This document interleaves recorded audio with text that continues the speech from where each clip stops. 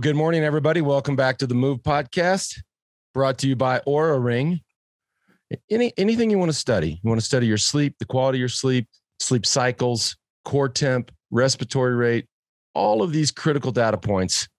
The OURA Ring is the go-to. So many partnerships that are already in place, and a bunch more that we're actually actively helping them work on. These guys are changing the game of sleep. Mental clarity starts with sleep. Improved immunity, which we all need these days, it starts with sleep. Efficient work starts with sleep. All this stuff starts with sleep. It starts with OURA. Head on over to auraring.com and start tracking these vital data points. We got a fun one from one of the listeners or viewers who said something like, you want better, what did it say? Who was that email, JV? You want better sleep? Don't get a wife and kids or something like that. I mean, it's so dark. You people are sick. Speaking of sick, I'm Lance Armstrong, and I feel a lot better. The last time we all talked, it was rough. It was struggle bus for LA. But not COVID, not any of that stuff, just sort of burning the candle at both ends. I'm back. We also got Mr. Hincapie over there and yet another one of his locations. You never know where the guy shows up. He's got so many places that he hangs. Johan over in Madrid, JB down there in the Airstream in Austin, Texas. And by the way, happy Earth Day, everybody. Awesome. I'm glad y'all are excited about that. What are we supposed to do? Plant a tree. Johan, but by the way, we're talking about Fleche Wallonne, which we all watched yesterday. A great race, iconic race, a true, it's a semi-classic, but in a lot of ways, it's a true classic. It's the one, that's got the legacy. It's got the hair. It's got the years. It's got that century behind it. But I got a question for Johan. Since it is Earth Day, and I woke up today, and I was just reflecting on the race yesterday, and I was drinking my coffee, just kind of having my slow warm up to the day. And I remember doing all of these races, and I just always assumed that it would either be snowing or freezing rain. We just don't see that anymore. I turn on the TV. They got 3 hours to go. They've already got their arm warmers off. They got no wind vest. They got no raincoat, no arm warmers, no long gloves. And I think being that it is Earth Day, I think it's a good question. What is going on? I mean, they haven't moved them later in the year. No. Same dates. I remember, I did those races all packed in, all wrapped up, but we don't see that anymore. Tour of Flanders, Paris-Roubaix, it's always, sunny and ideal conditions, but, I think those races actually are known to have those bad weather conditions. I still have in mind pictures of Bernard Hinault, who was winning in the snow. I think like 23 riders finished the race or something. Obviously, times have changed. The bad weather. It's over here in Europe. It's mild all the time. I think it has something to do with Earth Day. Absolutely. No, it does. No, obviously, there's no. You basically you can't feel anymore the change from winter to spring. It's like I don't really remember what winter was like, because it was fine. It's mild and a part of one time we had snow here, but other than that, it's always sunny. And that said, I believe we potentially missed a very iconic Roubaix, because wasn't the forecast for rain a couple of weeks ago? So, and it hasn't rained in Roubaix, and I don't remember how many years, but that would have been super interesting to watch that race in the rain. And I think it would have been really fun to chat about it afterwards, but we'll talk about it in October when the race actually happens. Yeah, that might be good. Maybe that'll be the funny thing is, those we like to talk about this, when we talk and watch the race, but being in it in those weather conditions, George, and even Roubaix, it's not that fun, huh? So my first Roubaix, 1994, I woke up in this small hotel in Compiègne, and I looked out the window, it was snowing.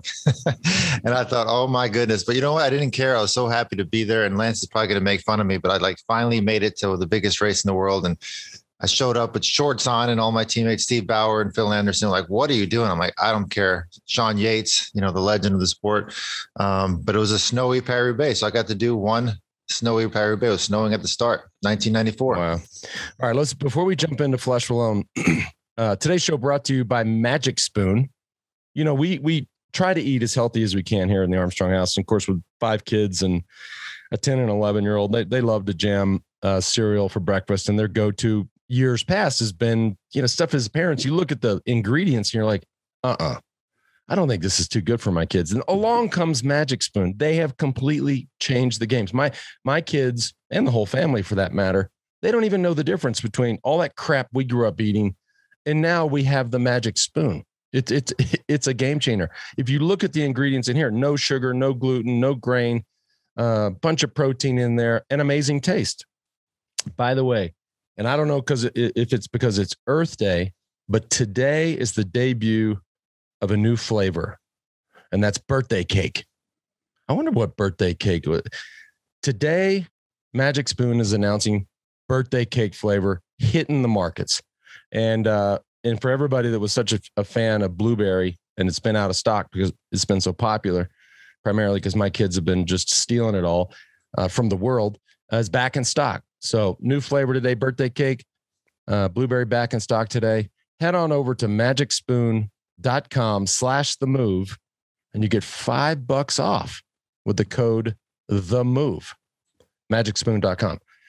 Today's show also brought to you by Helix. Now, this is interesting. I am such a fan of sleep.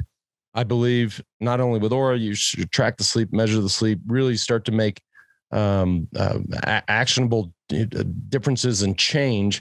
The mattress is essential. So we got in touch with Helix and we started to sort of talk and they said, look, go on our website and take our quiz. You go on there and you sort of describe the type of sleeper you are, what you're struggling with, what side you sleep on, your back, your front, your side, all of these things. It's a 2-minute quiz. So I took the quiz.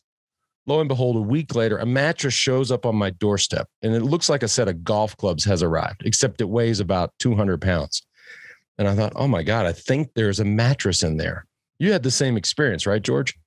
I did. And I'll tell you what, I haven't been as excited to see something show up at my doorstep as I was when that Helix mattress showed up and put it on the bed right away. And I'll tell you what, I can never go back to a normal mattress. I've been enjoying it. My wife loves it.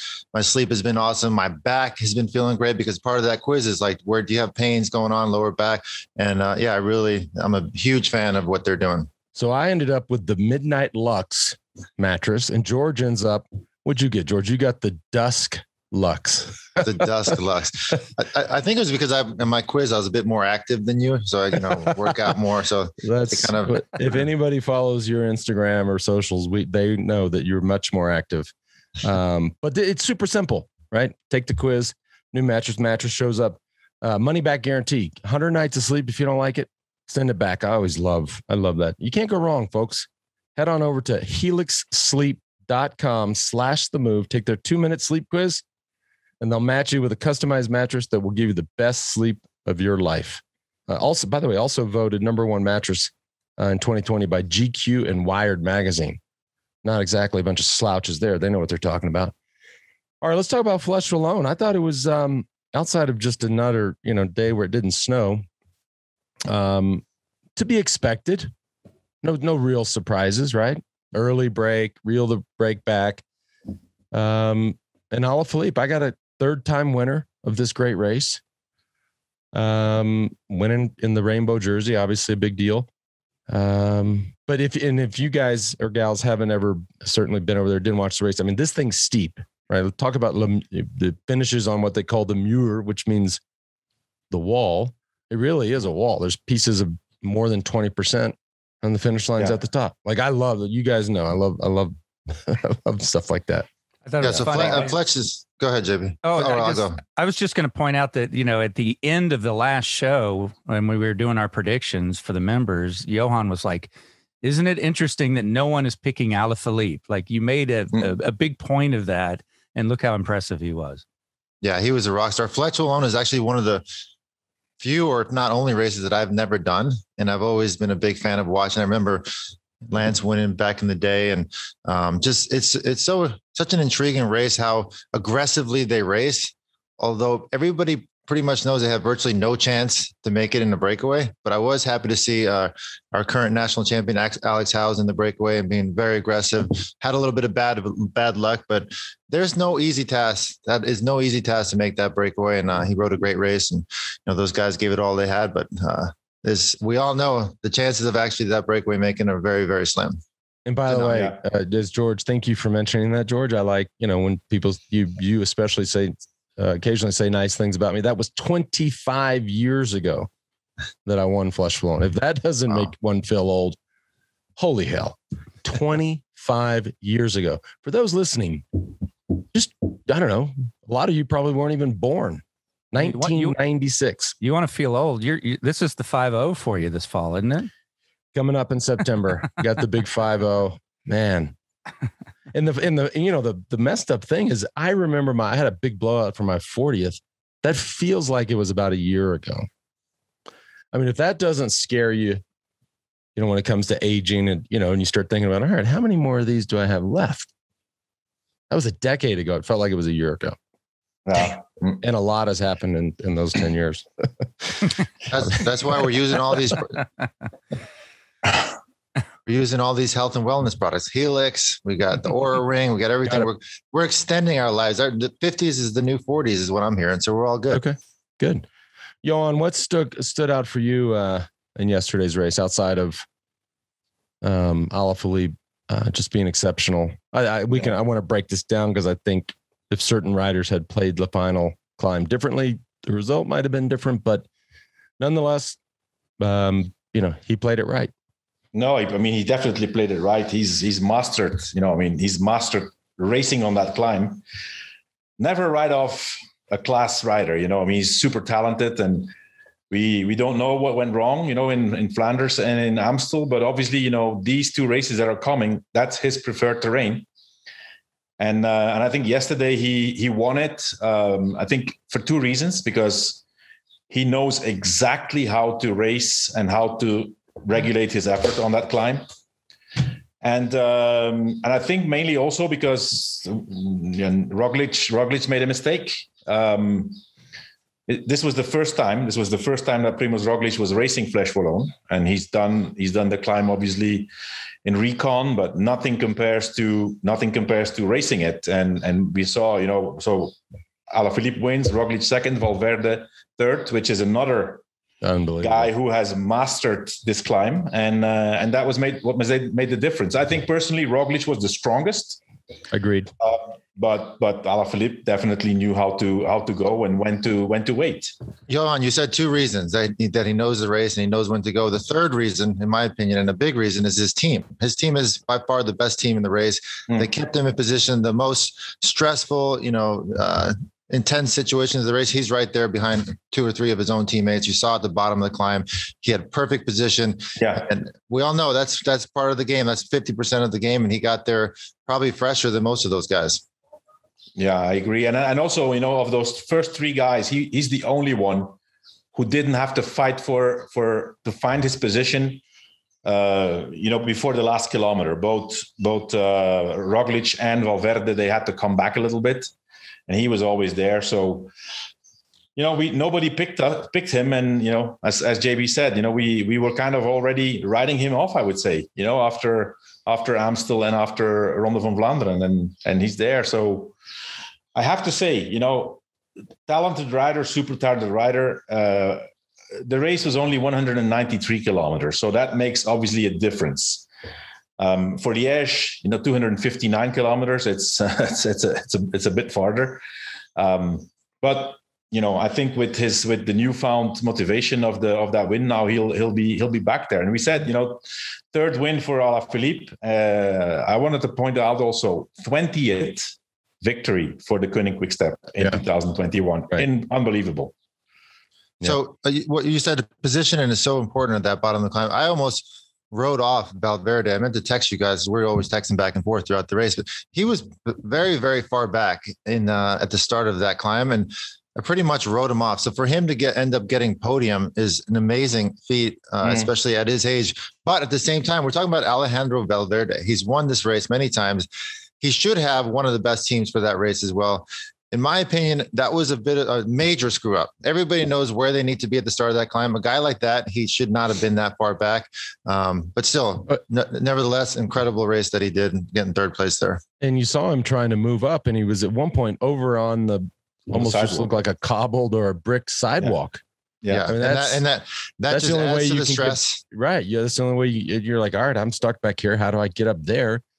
I got to go up the sidewalk. That's not easy. That's So he just by doing that, I mean, he had to spend, 20, 30, 50 more watts to get up to where Alaphilippe and Roglic was. So the fact that he was still there was super impressive. And he's got the guy is just the Energizer bunny. So two things as well. And I want to just highlight this because I'm such a fan of Primož Roglic, but I'm starting to war because these are, winning things, whatever, pays boss or blah, blah. That doesn't matter. Okay. What matters are these iconic events, the Tour de France, the classics, Fleche Wallonne, all these things. This constant bridesmaid stuff, that's a thing that will stick with you, and it's hard to get around. And I agree with you, Johan. I do think he was the strongest rider in the race, but I want to see this guy start to look at these iconic events differently and say, okay, yes, I won the stage race in the middle of the week, but this is different. You're going to see a different guy here, and I'm going to play my card. Like it's about the nose, it's about the instinct, it's about the gut in the race, right?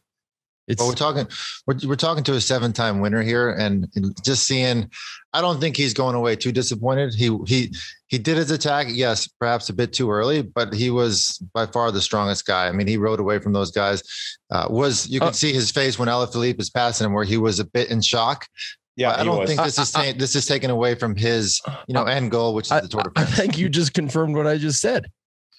He's not leaving too disappointed. If I'm him. I do leave disappointed. I'm like, but I think you don't get many shots at Fleche Wallonne, right? Well, he's that's not his main goal. He's the guy's incredible. If you look at his track record, it's crazy. And what also could be a factor is that once he felt he was there, like with 300 meters to go, he went. It might seem okay. It's only 300 meters, but in Fleche Wallonne, that's an eternity. And let's not forget, he probably didn't think that Alaphilippe would be as strong as he was, because he had raced against him in Amstel Gold Race. And he was very surprised to see him coming. Listen, first and second and third. I mean, these three guys. They were, above everybody else. I'm always surprised with how cool he is after the race. I just went because I had good legs at that moment, and hey, you can't always win, huh? Yeah. It does seem like he's always just doing a fitness check. You know what I mean? As opposed to winning. Maybe he does have Grand Tour goals, of course. It's just like, I was happy with my fitness level. I'm good. Well, and of course, we're talking about Roglic. We're talking about the Tour, him being second. We're talking about him targeting the Tour. He's going to come up against, Johan's favorite for Fleche Wallonne, Pogačar, who couldn't race. I mean, I think we missed a big headline here. Here you have the defending champ in Hershey. You had Roglic. Pogačar, and a team that had, I guess they had a staff member that either had symptoms of COVID or tested positive for COVID. The entire team out of the race. That is a big headline. Not the to defending mention, champ and one of the big favorites.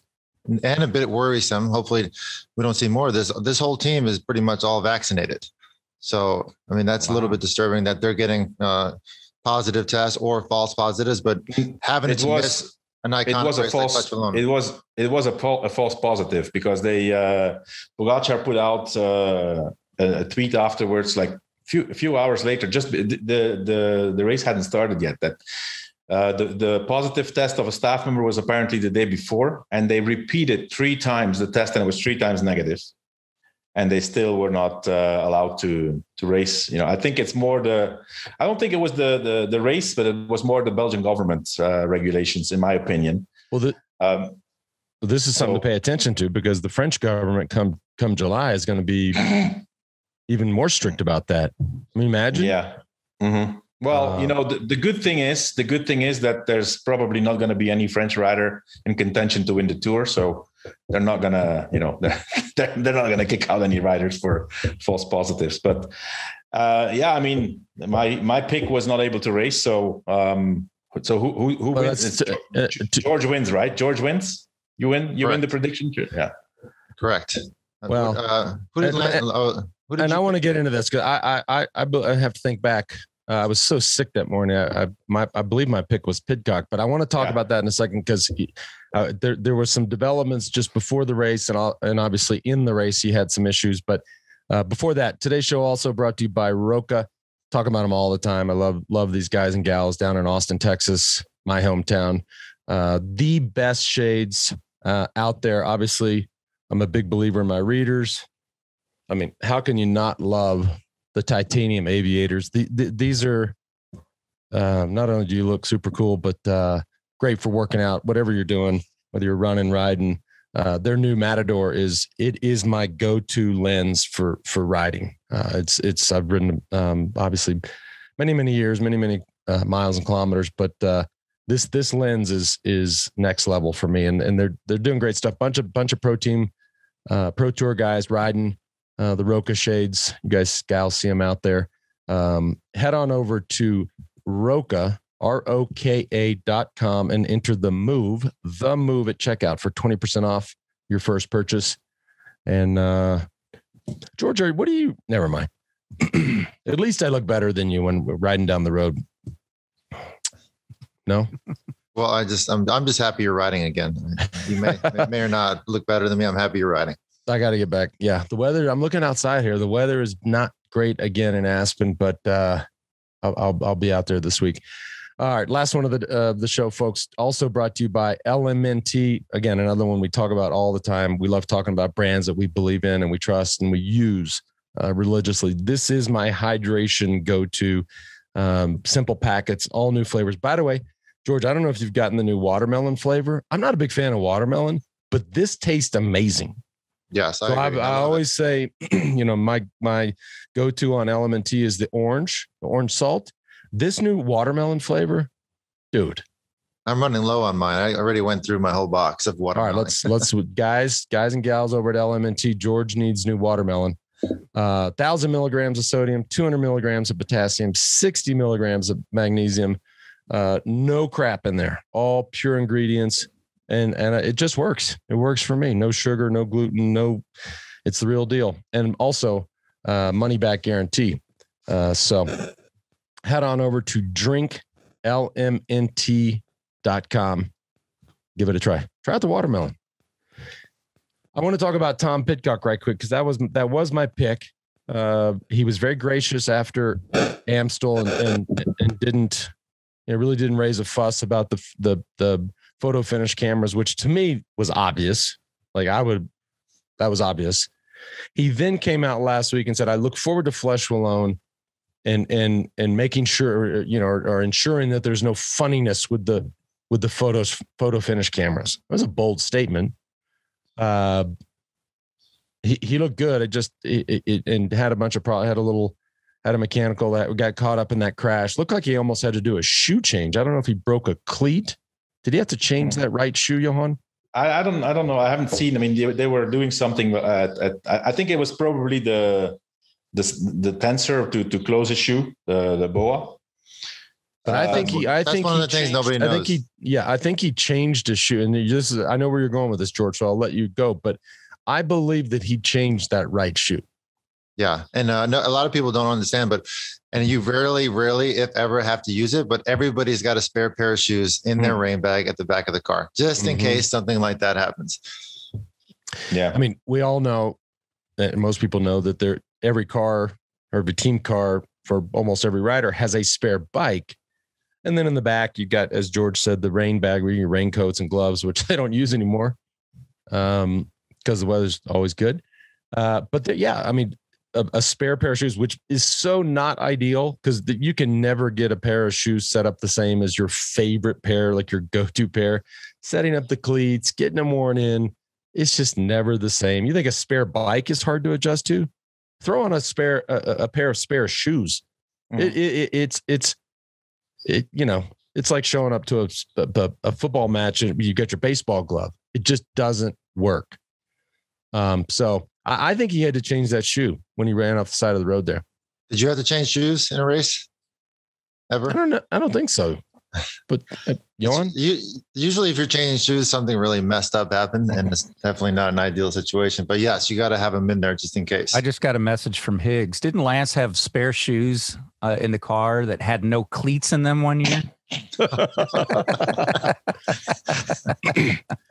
Well, you think it's rough switching into a pair of spare shoes when cleats aren't right? Just imagine you pull them babies out and you're like, oh fuck, no cleats. We don't even have cleats on here. That's not so profi, eh? Not so profi. Not so profi. You know what? You're just not supposed to go off the road and break your cleat or break your, break the thing that tightens your shoe. No, but it's the thing that I mean.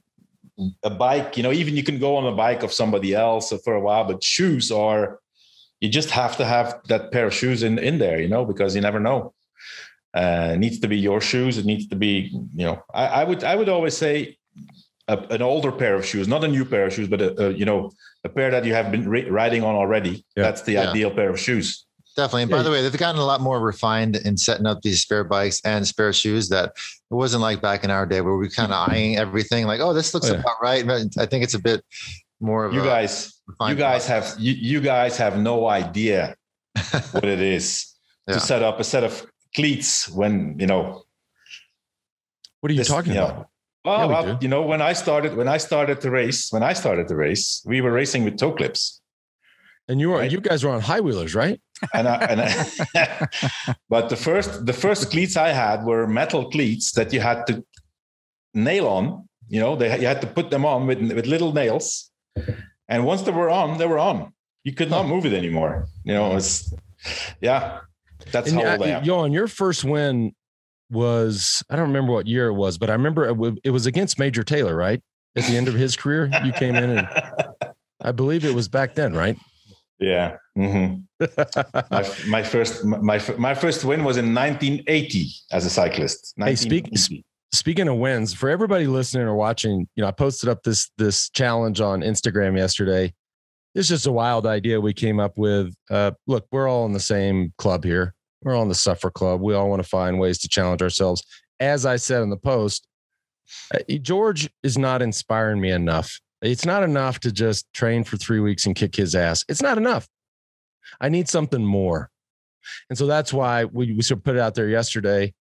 And we want to know, send us and I hope it's some fucking gnarly out of the way place that, there's none of you, tight clothed, latte sipping weenies sit at the bottom of and talk about your Strava times. No, give us something just crazy. Go on the post. You'll see what I'm talking about. But we are looking for the gnarliest Strava segment in America. And again, doesn't have to be one of these famous ones. Also can't have any downhills, all uphill, 10 to 20 minutes, pure sufferfest. And we're going to have a little fun. I got a couple right here I can shout out to. Very cool. Hey, I want to, like I said, no tight clothed latte sipping weenie climbs. Hey, I want to add something. I'm thinking about the listener here, and you guys can chime in on it because we probably have a lot of listeners that have never had a proper bike fit.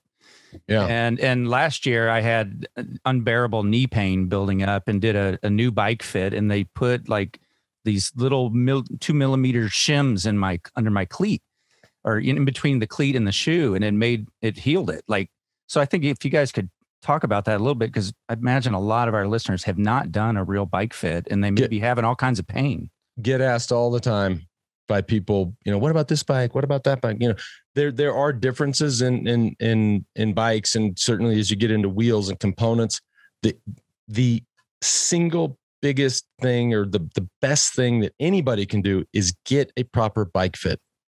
So pick the bike you want, pick the Group O and the wheel, all that stuff you want. the bike fit, I promise you, will make the biggest difference. Not just for enjoying it, but also for, as to your point, JB, injury prevention and just everybody should get a proper bike fit. I agree. Wow, that was mic drop. That was mic drop right there. Wow. Guys, let's not forget to talk about another Fleche Wallonne, the women's race. Another incredible performance. Shorter version, but 7th victory of Anna van der Breggen, also the reigning world champion. So 2 world champions won yesterday. 7th victory and 7th time in a row, which is unbelievable. I'm talking about somebody who has really mastered the skill of riding that climb. It's unbelievable. And, whoever can watch the images of the last kilometer, it's amazing. I mean, she does not get out of the saddle once. Wow. Everything in the saddle. And, a huge, like a very, very high gear. But incredible. She was pretty hard challenged by the Polish rider, by Niewiadoma, who's an amazing climber. But at the end, she pulled it off and winning for the 7th time in a row in her last year as a cyclist, because she's retiring after this year. Is a performance that I thought we should mention on our show. Absolutely. Not only that, but just a really different from the men's race in terms of nobody had teammates. It was basically mano a mano, race of attrition. And you saw the way they rode up that final climb. It was one by one. So you can just see the effort that they put into it, and just an incredible race to watch. And not only that, but I also have to shout out our other pro national champion, Ruth Winder, who did an amazing aggressive race, took off with 13K to go, rode solo, had a great gap, she had about 15, 20 second lead, made it to the finish of the race, but she put it all out there. So it was just really impressive to watch her go like that. Because this, I alluded to it, but this climb is so steep. So if you're out there, we saw it in the men's race. You have people, we'll give them a little, it is the effort it would have taken to basically time trial into the bottom of the climb. And then it's ridiculously hard. It is. But for her, it was actually a great move because, like I said, nobody had teammates or very few teammates there. So she took that risk, relying on the fact that they may not work together well behind her. Or the men's race is a completely different story. I think JB USA picked Carapaz for the win. And I saw him going on that second to last climb. I don't know the name of that. Johan, what's the name of that climb? Don't know. I don't know. And then I texted you guys and I said, okay, that means he's probably not feeling his best because he's going to try a move where most likely it's not going to work. It might put his teammates in a better position, but that's when I counted out Carapaz, was when he attacked on that second to last climb. Yeah. George, do you think if you went up and rode the Mur de Huy, do you think you could ride it faster than Anna van der Breggen did? No. In the final? Do you think? Not. I don't think I could either. She was definitely flying up that thing. She did. I think I could ride it faster than you, Lance, but probably not her. I have times of the climb. So Anna van der Breggen went up the last kilometer of the Mur de Huy, which is the steepest. She did it in 3 minutes 30 seconds. She would have finished just behind Robert Deceuninck in the men's race with this. So she did 3:30. Lance, when you won the Fleche Wallonne, you did 3 minutes 05. So 25 seconds faster than Anna van der Breggen. Of course, a lot of things have changed. Now we're talking about times. I think this is a good way of seeing that Alaphilippe is actually in very good shape. What was his time? 2:41. And this is the fastest time ever. Valverde had 2:41 in 2014, and when Alaphilippe won in 2019, when he won the race, he did 2 minutes 50. So he went 9 seconds faster. Wow, which is a great indication of how good he is, and and how things progress. And if you look, you Lance, you did 3:05. They're going 25 seconds faster. Yeah. Nowadays, I think a big change over the years, and now even more than ever, is the gearing. the gearing is, nowadays you can have whatever gearing you want. You don't have to get out of the saddle to get up there. Before, you had 39, 25 as the lightest gear probably. Yeah. So our old mechanic Julian would yell at us if we wanted to get a 25. He'd be like, "What are you going to do with the 25?" All the guys race with 23s. So yeah, nowadays the gearing is definitely a lot different. But it's not. Listen, it's not just Julian. I mean, I remember the story. My second year professional, I did the Tour of Switzerland on a small budget team, and my director was a guy. He had won the Tour of Spain. He had been third in the Tour of France. He had the world hour record, and I asked for a 39.25 to do a big climb, and he said, This is a gear for mountain biking." So things have changed, obviously. Yeah. No. Should we make some predictions for Liège? I think we should, since none of us are getting anything right. Let's see if we can reverse the curve here. Okay. Well, first we have to see if they are going to participate all of our favorites, right? Well, so we'll make two in case, who knows? I mean, if somebody, a staff member tests positive for COVID or false positive, turns out, or if they just don't race. So, but let's throw it out there. All right. Who goes first? George should go. He had the best pick last week. It's kind of a make it take it thing. Yeah. All right, definitely. I'm going to stick with my same pick from Fleche Wallonne. I like what I saw in Alejandro Valverde. I think his team could have ridden a bit smarter. I mean, it's someone like that.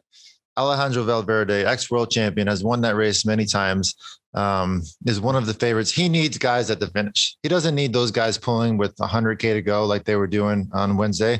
So I think they're going to go in with a slightly different tactic. And a guy like that needs to have his teammates around him, which will make him a much more confident rider at the end, will make him not having to navigate himself through, 40, 50 guys on the near the finish or right before the finish. So I'm going to stick with Valverde, and my second pick, if I'm allowed to have a second pick, is Mike Woods. I think he also rode an amazing race. Wow. With the longer, 40, 50 more K in the race. I think he's one of those guys that will suit his strength. So he'll be up there as well, if not win it. Johan, go ahead. I'll say a little bit about Valverde, George. I think it's a great pick.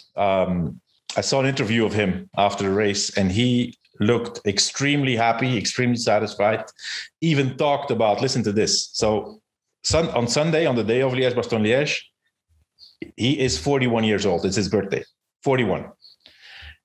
After Fleche Wallonne, he kind of, in between the lines, made everybody understand that he is not considering retiring finally. He may do another year. So, I mean, the guy's morale is through the roof. He looked extremely satisfied. So I think that's a really good pick, especially, 259 kilometers compared to 193. That's in his favor. My pick, I'm going to stick with the same pick also with Pogačar. And now more than ever, he was super frustrated that he couldn't start. I've seen that the day of Fleche Wallonne, they did a hard training ride. They did actually the whole Liège-Bastogne-Liège course with the team. So he's going to be very, very motivated. So Pogačar, and and my second pick is going to be Carapaz. Yeah. Is Roglic racing? Yes. Yeah. JB, last race of the year for him until the Tour. Yeah. JB, what do you have? Oh, you're going to let me go before you. Okay. I'll go first. I'm sticking with Pidcock. I think he wants. Wow. We saw that the distance, although Amstel wasn't 259, he's, he knows what he's doing in the bike race. He's small, he's light, he knows how to navigate. I'm gonna, and I think he's angry. I want to think and hope that he's angry and get a little payback after the disappointment of Amstel. So I'm gonna pick him, and I'm gonna have Roglic as my backup. Okay. We don't leave you much, JB. I know. I'm okay though. He's checking the betting sites. What are the bookies saying? No. I'm gonna pick who's one of my current favorite riders is Max Schachmann. I like him. You know who else I heard is sneaking up there is Fuglsang. Getting better and better. My second pick is Kwiatkowski. All right. Interesting. I always love when I pick. Johan always goes, like, where is your brain? No. I think it's not necessarily going to be the strongest guy who wins in Liège, because the last like climb it used to be. Yep. The last climb is La Rochefoucauld. So I think those Ineos riders, they're going to be there in numbers, and that's a smart one. What does La Rochefoucauld mean? La Roche-au-Faucon. It's the rock of the Falcons. Oh, that sounds so much better. The rock of the Falcons. Who is going to be the best on the rock of the Falcons? That sounds fucking cool. Yeah. La Rochefoucauld. How many languages do you speak, Johan? 5? 5, yeah. You're a freak. A quick email, and then we can wrap things up. All right. This is a good one. And it's good. It's timing with the 20 wins you guys mentioned earlier. For Johan, George, and Lance, can you guys talk about Partick Lefevere? Why or how are his teams so successful? He doesn't seem to call the shots from the car, so it seems other guys are making the strategy calls. But what does he do with the team besides attract sponsors? I assume Johan knows Lefevere, so can you talk about what he's like? That's from Tom Groth in Eagan, Minnesota. It's a great question. Yeah, obviously, listen, Patrick is, he doesn't have to prove anything anymore. He has had so many teams, goes back to, I think, he was a professional cyclist. He retired very early and became the youngest sporting director ever. I think 27 or 28 years old. And he was a sporting director. And so he's still, I don't know how old he is, but he's in there for 40 years at least. I think, he just has a great team. The backbone of a team is not the riders. The backbone of the team is the structure, the staff, and the atmosphere. Yeah, and I think that's the big secret. He has created a winning atmosphere. Look at Mark Cavendish. Mark Cavendish is in a great atmosphere. He's having fun, likes it. He feels the support and the belief of the team.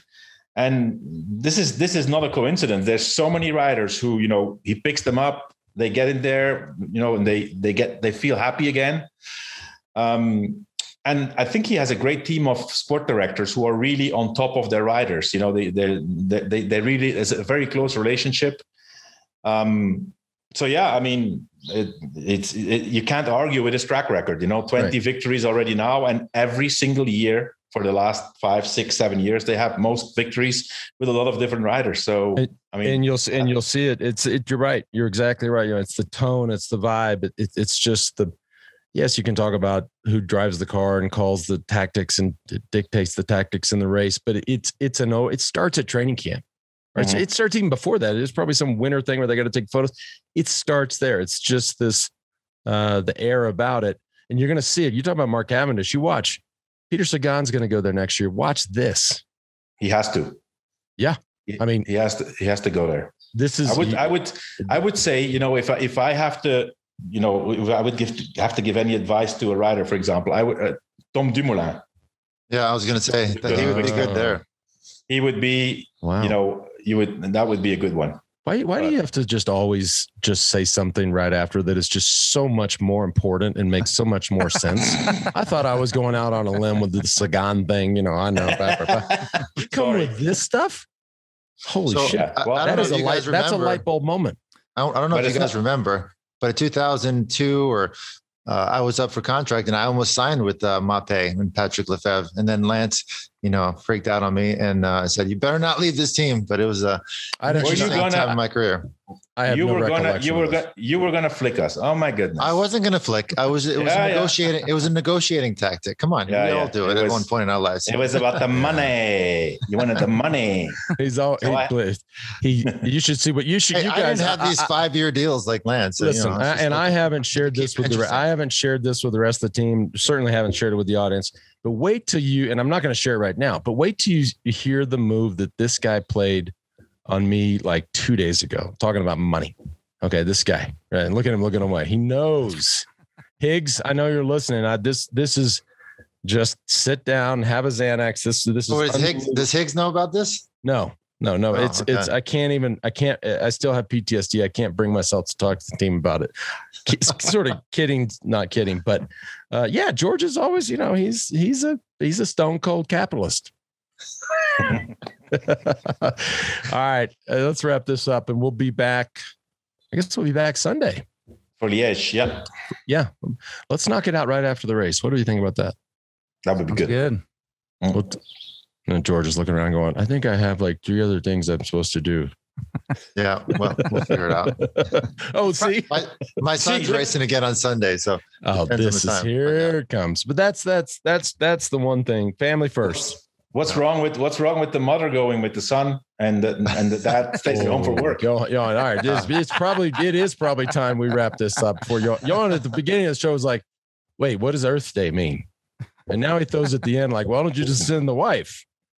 Hey, since you're piling on Johan, I did put down. See, in my notes. this is how you get married and divorced 3 or 4 times. Did you say shit like that?